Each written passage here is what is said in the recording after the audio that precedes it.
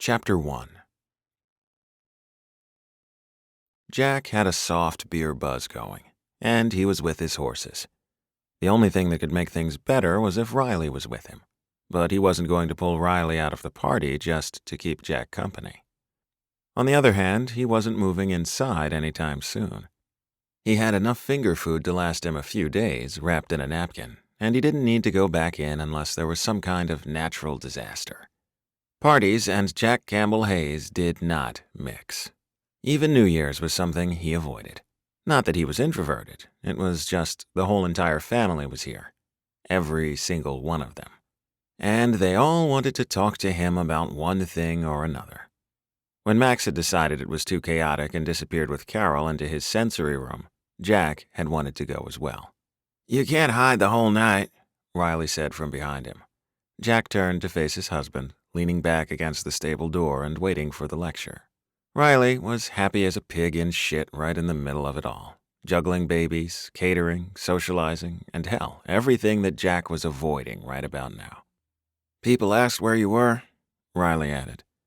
Riley sure looked good tonight, his blonde hair just this side of bedhead spiky, his long legs in black pants, the dark green shirt so perfect against his warm skin tones, and his hazel eyes sparkling with enthusiasm for life.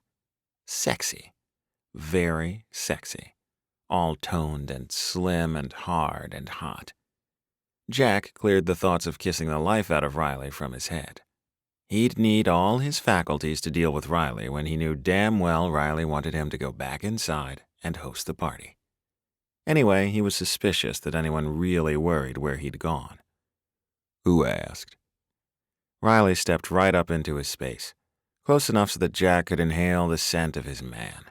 The combination of familiar citrus was underscored by deeper notes of mulled spices from the kitchen and some punch concoction Eden had made. "Actually, no one asked," Riley admitted. "Josh mentioned that he was impressed you'd lasted an hour." Jack huffed a laugh. He was surprised his brother hadn't come out and hidden right next to him. Seemed that enjoying socializing skipped the male Campbell line entirely. "So," Jack began slowly, "what are you doing out here?" Riley placed his hands on Jack's hips, then slid his fingers through belt loops to tug Jack away from the door and flush up to him. "I was asking myself," he explained, "just where would my husband be when it's only 10 at night and he was looking for peace? I tried everywhere." He pressed a gentle kiss to Jack's lips, then smiled down at him. That few inches in height he had just enough to force Jack to lean his head back a little.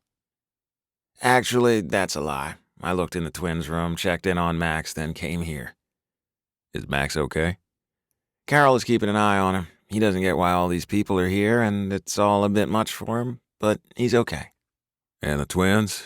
Did Connor still look restless?" "Connor was fast asleep." "And what about Lexi?"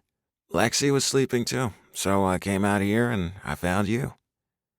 Jack twisted his fingers together behind Riley's head and brushed his erection against Riley's.